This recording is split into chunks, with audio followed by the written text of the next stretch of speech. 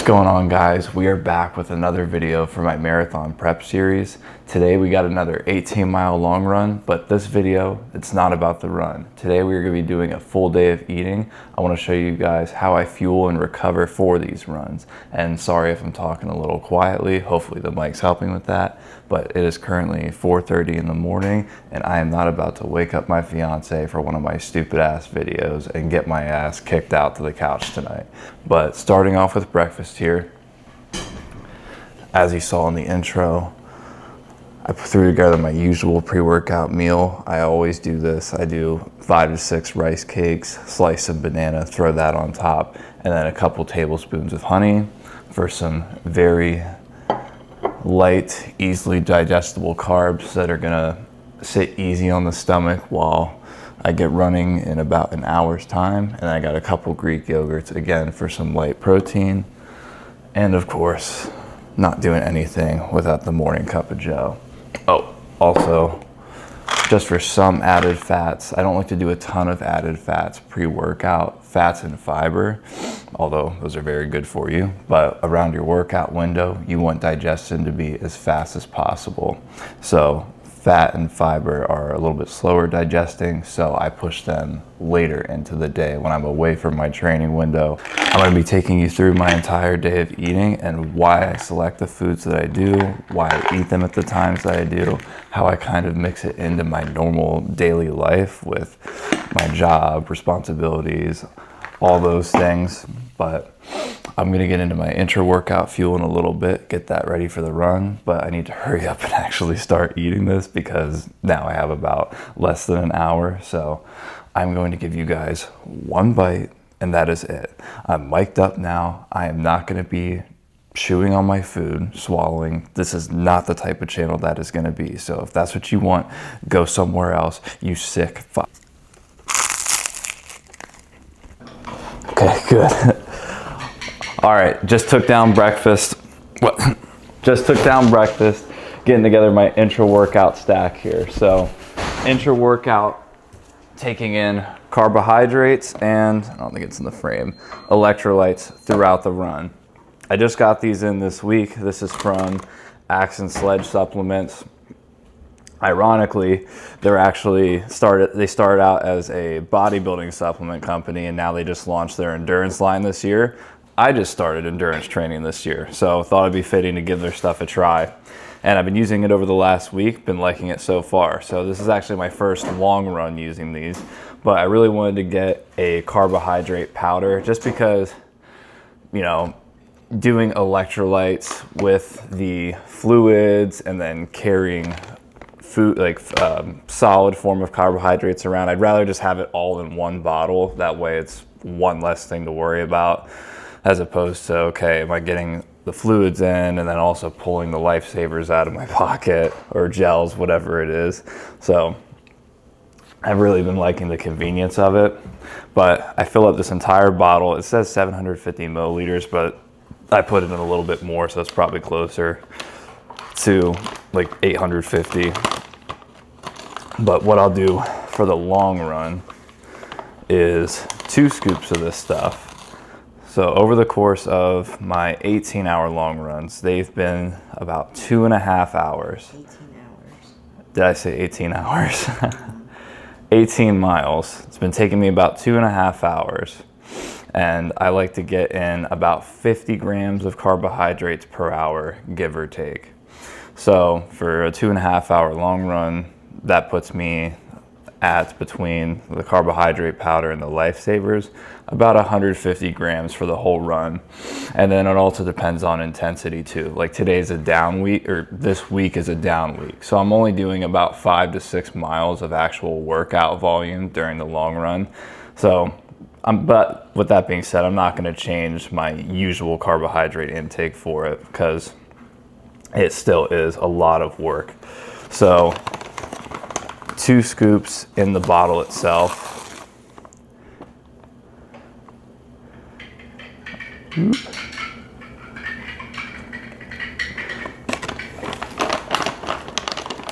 And then I'll just throw some of these lifesavers in a Ziploc bag. And that's just in case I'm already pretty hydrated. So let's say because I do consume a lot of fluids going into the run. Let's say I'm already really hydrated and I'm halfway through the bottle, but I definitely feel the need for more carbohydrates, but I don't want to chug the rest of the bottle and have to stop to piss 3 more times. I can just take in some of the solid carbohydrates and avoid that scenario. And then on the electrolyte side of things, around the workout window, before and during, I like to get it on my long run days. I like to get in about 2,500 milligrams of sodium. So I already got a head start on breakfast with the pink salt. That's about 500 milligrams there, which means I'm going to do 2 scoops of this throughout the run. Each scoop of this stuff, the hydration formula here, is about 1,000 milligrams of sodium. So 2 scoops should cover my bases. So I'll put 1 scoop in here, and then I have a backup bottle because I'll go through all of this in probably first 2/3 of the run.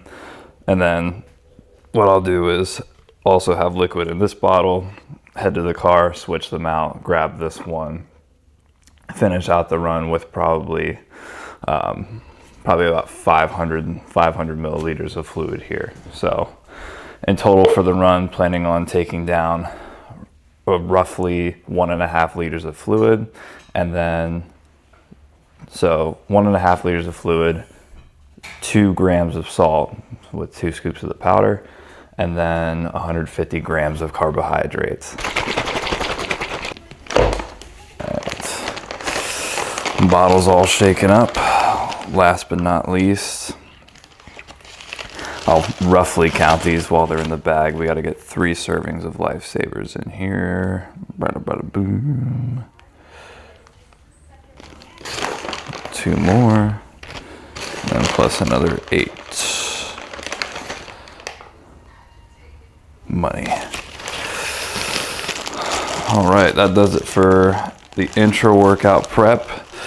Now all there's left to do is get changed, laced up, and then we'll head out.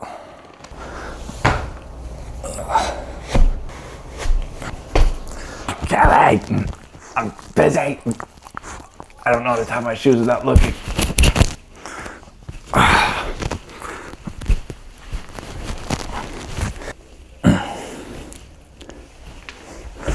All right, we're gonna go out.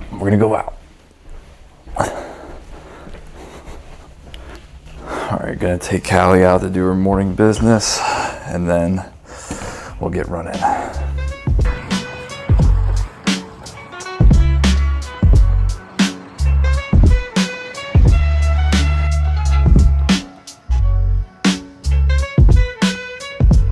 All right, guys, just over 4 miles into the run here today. Legs feeling pretty decent. Like I said, this week is a down week in terms of intensity goes. I had already finished a 3-week microcycle build up going into this week, but last week I unexpectedly had to jack up my amount of workout volume. Sundays are always my tempo threshold workouts, and then obviously going after that on Monday I go into just an easy relaxed run to let the legs recover. But I checked the weather that morning, said no chance of rain. I go out for a 3.5 mile down and back, 3.5 down, 3.5 back. I get to the turnaround point. I turn around and it looks like the sky is about to burst open at any second. So I book it back to the apartment. I had to go those 3.5 miles basically at threshold pace and meet it right in time before rain, thunder, lightning all started coming down. So I had an unexpected workout Monday, and then I had a big long run workout last Wednesday where I did 10 miles at goal marathon pace followed by a 1 mile fast finish. So on a 60-mile week, that's about, 18, 19 miles of workout volume, but I'm trying to stick to an 80-20 ratio. So 20% of my total weekly miles being workout volume. That's up to almost 33% So was already planning on taking the down week in general, but that definitely cemented it. I didn't know that, but thank you for letting me know. All right, switching arms here. But now that I'm finally out of the house and into the run, I wanted to talk a little bit more about fueling recommendations for carbohydrates. I've been getting asked a lot on my mini vlogs where I've been showing my days of eating. Am I doing enough? This looks like a lot of food. I don't know, I might be underdoing it. Look at the general recommendations that are out there. So for carbohydrates, for highly active people and endurance athletes, it's anywhere between 6 to 12 grams per kilogram of body weight. Now, that's a very big range, and that's because fueling demands and metabolism are highly individual and based on several factors. You got your body size, your age, your general activity levels outside of your workouts and training. You have just general resting metabolic rate, hormone profiles. These all play a role in your fueling needs. So because of that, that's why that range is so broad. And you're going to need to experiment on yourself as a result. That requires actually paying attention and physically tracking your nutritional intake on a daily basis, seeing where you're at now. That way you can make changes and have data to go off of, because that's the only way you're going to truly know. Otherwise, you're just guessing and pissing into the wind. Then after you collect data for a certain period of time, then you can build your own systems based off of that. Things you're not going to just find in a textbook. So for me, example, as an 84 kilogram male in that range of 6 to 12, a day like today, and I'm going to be showing all the calories and macros for this full day of eating, puts me around 700 grams of carbohydrates for the whole day. So yeah, it's somewhere in the middle to the upper end of that range. So probably somewhere between 9 and 10, if that range is 6 to 12 grams per kilogram a day. What I do is I have tiers of output. So obviously not every day, I'm not going to have the same level of output on every single training day. So because of that, I broke it up into low, moderate, and high. Today's my highest. I only run this distance once a week, 18 miles. I have, on my high days today, I do 600 to 700 grams of carbohydrates. And that's probably going to get higher as I bump up to 20 plus mile days. It absolutely will. So I'm going to have a very high tier very shortly. But on my general standard training days, my daily mile days, I go down to the moderate tier, which is 500 to 600 grams of carbohydrates per day.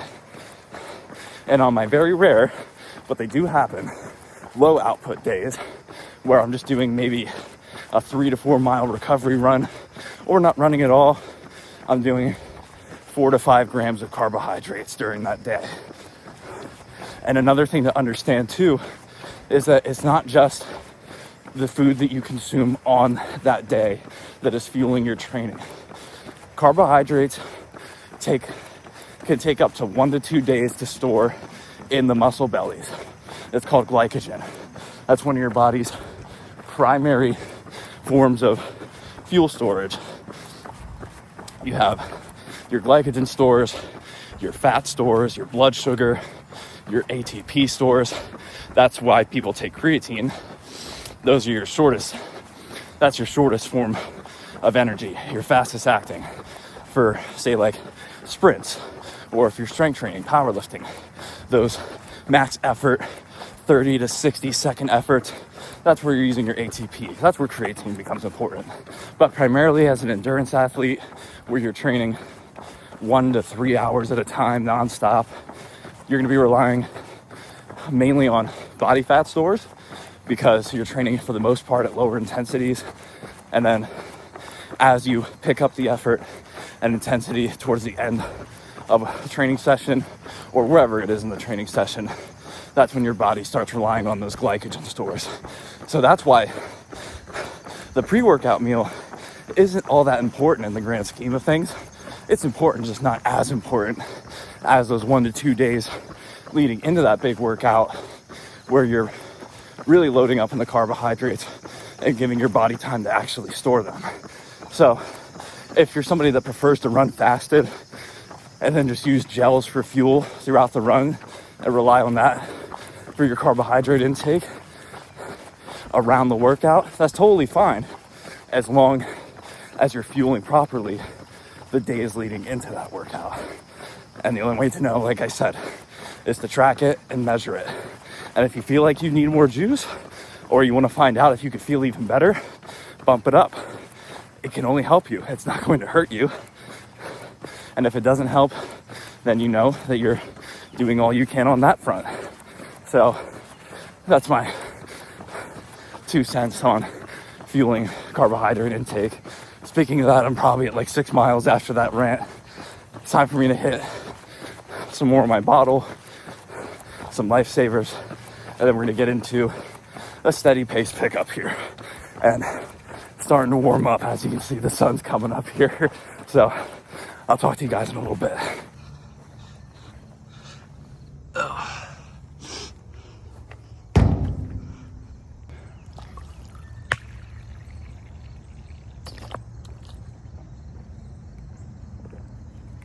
All right, now I'm gonna use it as my tripod.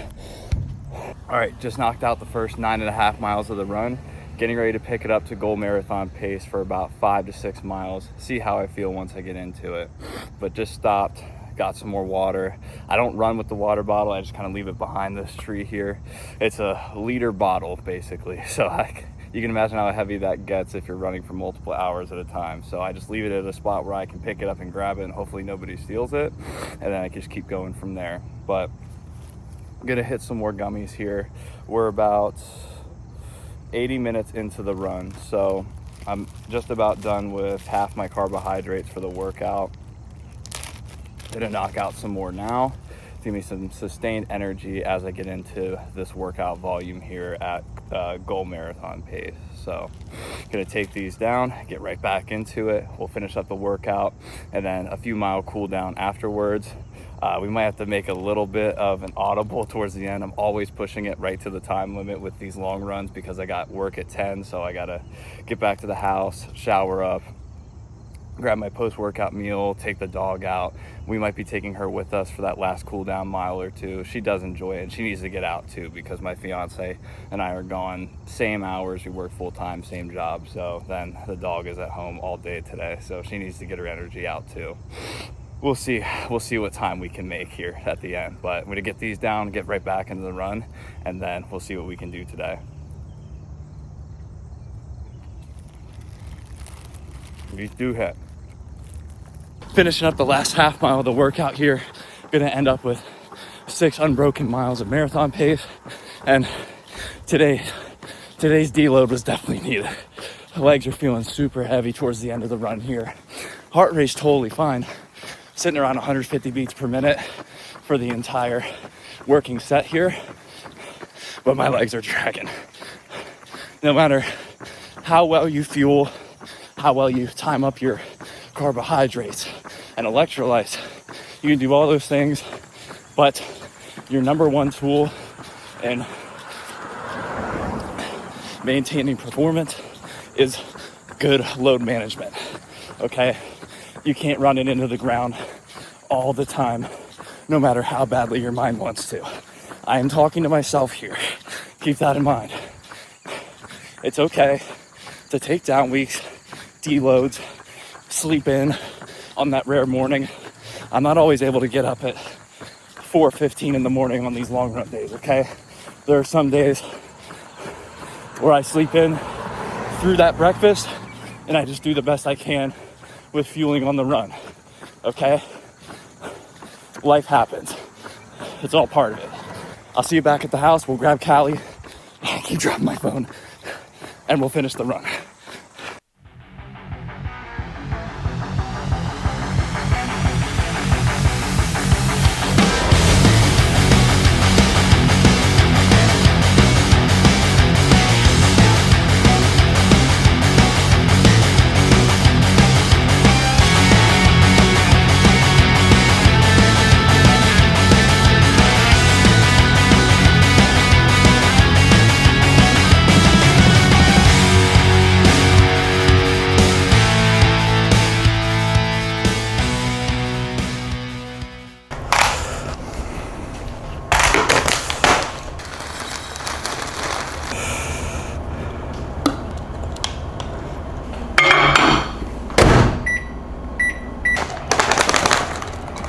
All right guys, time to go over the post-workout meal. I got all cleaned up, threw this together while I was running around getting ready to go to work. I gotta hurry up and go over this. It is currently 9:20. I got my first patient at 10 a.m. If you're new to the channel, I work full-time as a physical therapist, but post-workout meal here. The goal is high in carbohydrates, high in protein for a fast recovery and replenishment of energy stores.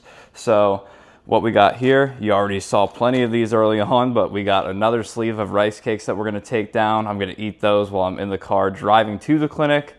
We got a couple more Greek yogurts. I do a ton of Greek yogurt throughout the week. One, it's high protein. These taste super good. There's so many good flavors. We got vanilla, but I found these, now that it's fall, we got the fall flavors rolled out here. Caramel apple pie, cinnamon roll swirl. These are gonna hit for sure, but high protein, all ready to go. It's very easy when you're trying to cram in all these meals, hit your protein goals when you got a busy schedule.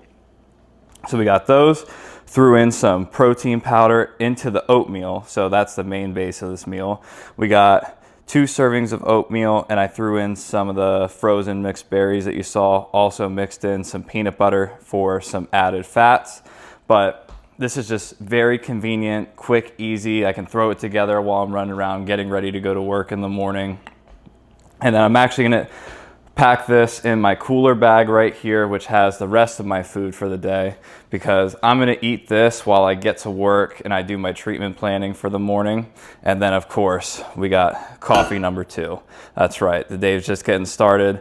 We got work till 7 tonight, and then I meet at 7:15 with one of my online fitness clients. So still got a big day ahead of us here. I'm gonna pack this up, get this in the bag, and then we're gonna get out the door, sadly, say goodbye to Poochie for the day, and then I will see you again at lunchtime.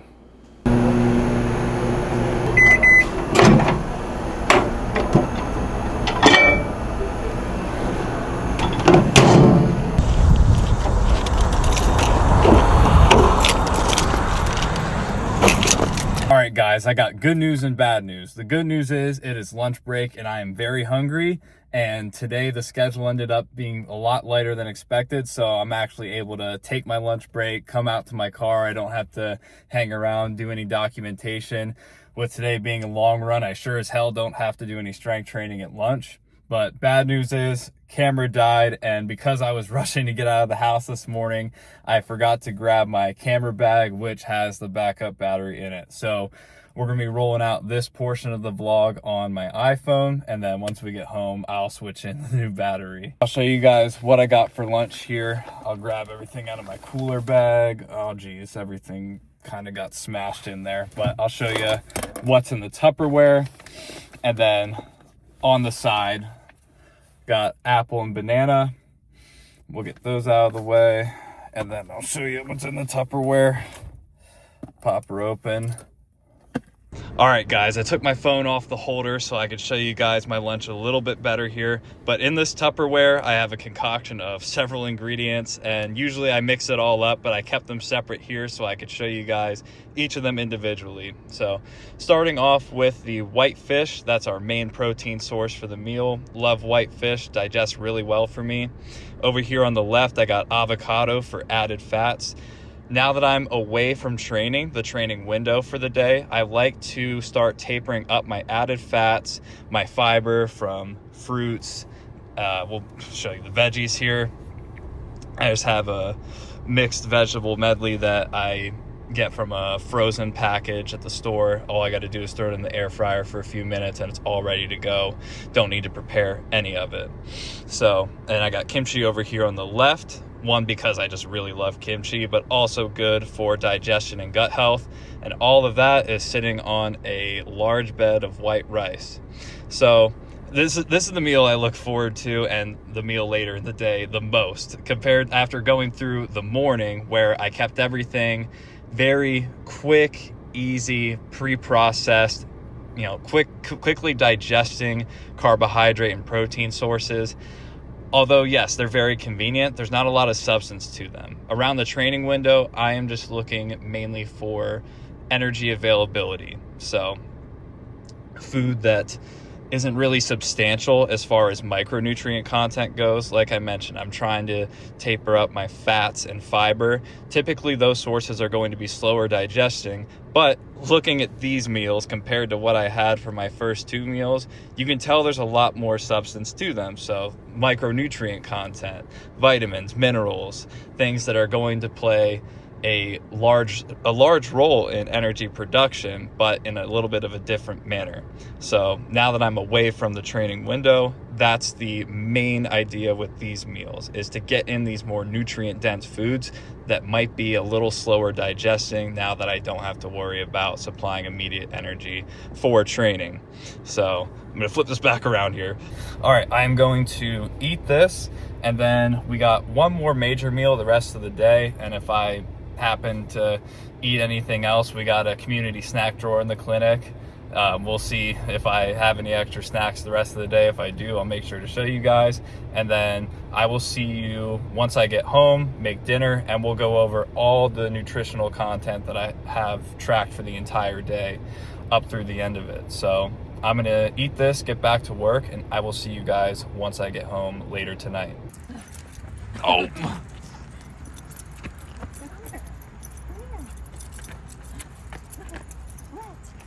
Why are you so jumpy? Why are you so jumpy? All right, guys, last meal of the day. We finally made it home, and this is the meal that I look forward to the most during the day. Look how appetizing this is. I get this made. It's got 7 servings in it. Lasts me the entire week. Ground turkey, sweet potato, mixed veggies. I mean, just look at it. And look at my starving dog, because this isn't my food. This is hers. She wants me to shut the frick up so that she can actually go eat. Ready? Okay. Good girl. All right, let's go make our food. I am starving.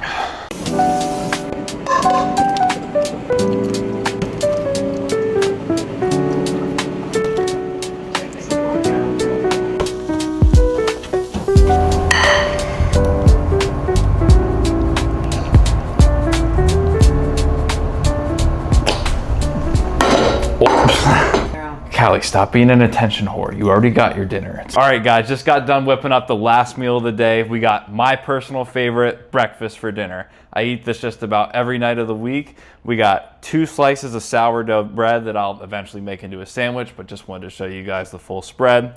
We got 3 whole eggs, 250 milliliters of egg whites, so high protein. We got spinach, kimchi, pickled onions, so we got our veggies and micronutrients in there. And of course, last but not least, I don't know who Frank is, but in this household, we put sriracha on everything. So that's the main bulk of the meal, and then we got an apple on the side because we still like to have our fruits as well. So with this last meal, we got a good balance of everything. High protein, fats, fiber, fruits, veggies, carbs, good mix of everything to finish off the day of eating. And wait for it, Mike. That was weak. It's been a long day. I'm hungry. I'm gonna eat this, and then we're gonna finish up the vlog by going over the total macros and calories for the entire day, just to give you guys an idea of what it all adds up to, and then we'll wrap up the vlog. All right, guys, it is exactly 2 seconds since you saw that last clip, because that is how long it took me to take down dinner, but I cannot have dinner without dessert. So I'm just showing you guys this now because I am very tired and want to get to bed. But I usually do about 2 servings of this Breyers Carb Smart ice cream every night. It is really good. This flavor is amazing. And the reason why I always do this ice cream is because it is 100 calories per serving. And you can argue whether or not it's actual ice cream, whatever. It doesn't matter. I don't care because it tastes that good. But like I said, 100 calories per serving. So you can really fit this into any phase of dieting. So if you're trying to cut weight, this is a good way to get a good sweet treat into the diet and not break the calorie budget. Or if you're in a case like I am right now, you can still eat however much of it you want to if you need to stack the calories up. So been doing a couple servings of this after dinner every night for that reason. Put that back, keep it frozen. Flip the screen. There we go. You guys won't get to see me eat that. That's for me, okay? All right, so wrapping up the vlog here. After I will have eaten that ice cream in a little bit, that will have brought the entire day of eating to 4,123 calories, 240 grams of protein, which might seem like a lot. I'll explain that in a little bit. 632 grams of carbs and 78 grams of fat. So it seems like a very high protein intake. I'm somebody who likes a higher protein diet anyways. Those are just the types of foods I gravitate towards. But on a day where the calories are a lot higher, you're going to get a lot of trace protein from things like the rice cakes, the bread. When you're stacking up the carbs, you're going to get a lot more protein and trace fat with it. So even on my lowest days though, I'm still consuming a lot of protein. I always shoot for and above 1 gram of protein per pound of body weight. You could argue whether or not you need that much. But if you're somebody who has a very high level of output, if you're in a marathon build and you're strength training multiple times a week and you know it's not going to hurt you to hit that amount or go above, and you like foods that are high in protein, go for it. I'd rather max something out and overdo it, quote unquote overdo it, than be lacking in something. So that's just all preference mainly. That being said, if you watched up to this point, thank you so much. I'm gonna wrap up the vlog here because I have had a long day and want to get to bed. So I'll see you guys in the next one, whatever we're gonna be doing in the next vlog, but I hope you enjoyed this one and I hope you come back for the next one.